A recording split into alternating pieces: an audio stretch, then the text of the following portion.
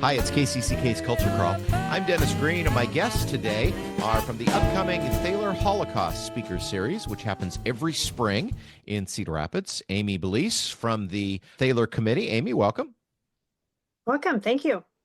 And our featured speaker for the series this year, and Holocaust survivor, Rodi Glass, from her home in Chicago area. Am I remembering that correctly, Rodi? Yes. Yes. I live part-time in Chicago, part-time in Florida. Well, great to have you both here. Before we talk about Rodi's story and where she's going to appear, for those who aren't familiar, Amy, can you sketch out how the Thaler Holocaust Speaker Series began and its activities over the years? Yes, Joan and David Thaler in our community wanted to send some funds to start a trust which would bring in Holocaust speakers to help with Linn County, making sure that we have education opportunities and available for Linn County to remember the Holocaust. We specifically focused on bringing in speakers, survivors. And this is, as you said, has been going on for many years now. And of course, we are at that point where the survivors that we bring in were children when this happened. And that's the case, Rodi, with you. But just because it happened when you were very young, I understand that your family was arrested 3 different times, spent a year in an internment camp. And you definitely, I'm sure, even though you were young at the time, have a lot of memories about those experiences from your early life. Yes, it's amazing what we do remember. And some of the things I was told by my mother and my father and family, but I do remember quite a bit. And it left its mark on me as a survivor, as a person. But your family, when you were growing up, made the decision not to talk about this. So it was not something that they discussed publicly, but was it still a topic occasionally, people talking about what they remembered when the family was having private time?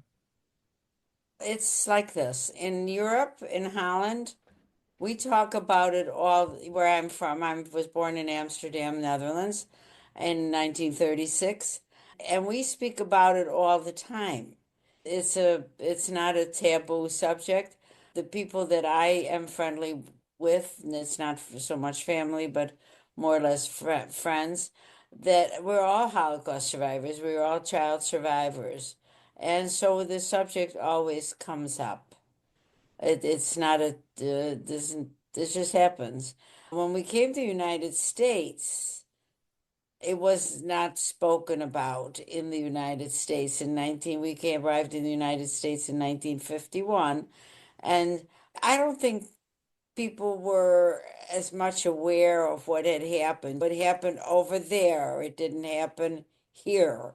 And what we read a few pages, maybe a few paragraphs on the back of the newspaper, or maybe we heard a few blurbs on the radio, but I don't think it was I'm sure people spoke about the people the young men and women that were in the army and air, and all the armed forces, that were, Who had liberated the camps and yes, and also gave their lives and did so much good. But that was different. But then one time I tell the story that when we finally got an apartment, we came with my mother and father, myself and my grandparents, and we lived in one apartment. And my grandfather went down in Chicago. They have alleys where they have the garbage, and he went to throw out the garbage, and we hadn't been there that long.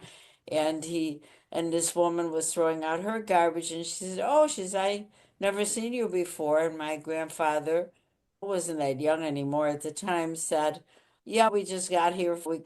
We immigrated from the Netherlands." He says, "We are Holocaust survivors." And she says, "Oh, yeah," she said, "it was terrible here too. We couldn't get nylon stockings." So what that happened. So that being said, he came upstairs and related this conversation, and he said, "You know what, we're not talking about this outside of the home because it just doesn't make sense. People don't understand what happened, that 6 million Jews were killed and that non-Jews were killed and that so many lost lives and the whole thing, the whole horror of it." So when we did speak about it, it was always as a family. My aunts and my mother's family was here.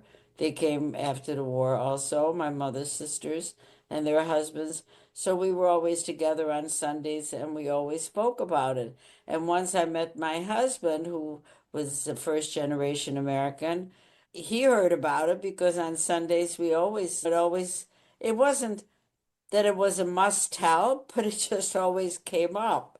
And then stories came up, and some of them were sometimes even humorous. He would start in about certain people that were in the camp that were different, and but it was always talked about. And then when we got married and I had children, we were still talking about it.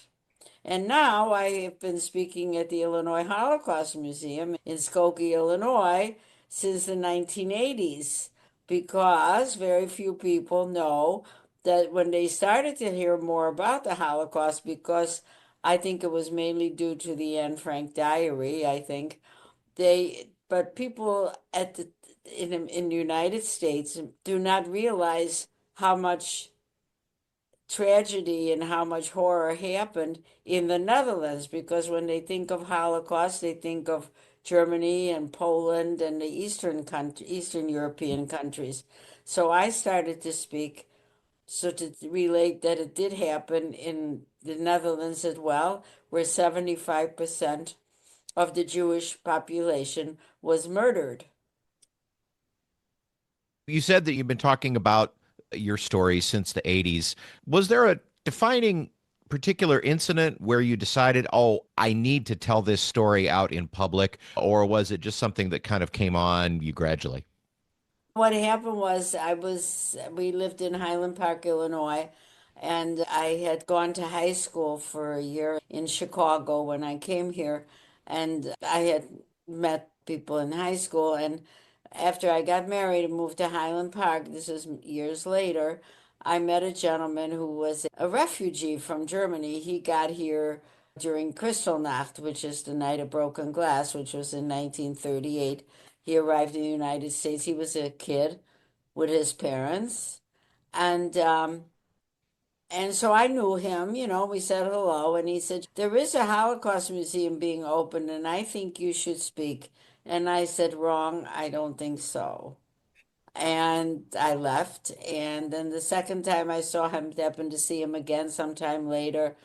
And finally, he coerced me or convinced me, and I went and interviewed whatever that was all about. But anyway, they knew I could speak English, so I was allowed to speak, and I started to speak, and I haven't stopped. And I just came back I went to Toledo, Ohio. It wore me out completely. I talked to 1,400 students, and I just can't do as I told Amy, it's very hard for me to do in person because I'm going to be 89 years old, and I just can't do it anymore. It's just too tiring to travel, and so that's But where it that comes in. that leads us to Amy. So Rodi's appearances in Cedar Rapids will be via video conference, but we will have to travel to the auditoriums and stuff. So why don't you explain where people can hear and see Rodi? Yes, Rodi will be speaking at the Yom HaShoah service at Mount Mercy University on Tuesday, April 22nd. That'll be at 7 p.m. And there'll be a short service, and then Rodi will be the keynote speaker for the evening. And then on Wednesday, the 23rd, she'll be speaking at Thomas Commons at Cornell College. And those are free. Will there be an opportunity for people to ask questions and participate with as if Rodi was there with us in person?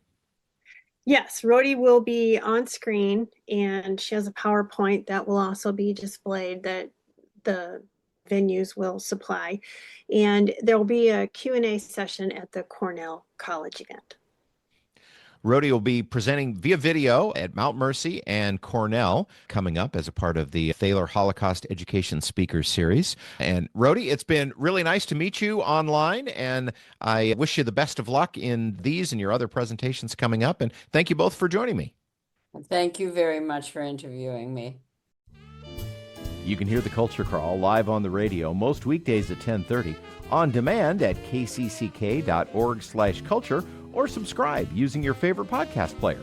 Watch our videos on the KCCK Facebook and YouTube channels. Our producer is Lydia Kilgore. The Culture Crawl theme is composed by Vivian Shanley. I'm Dennis Green, and I'll talk to you later.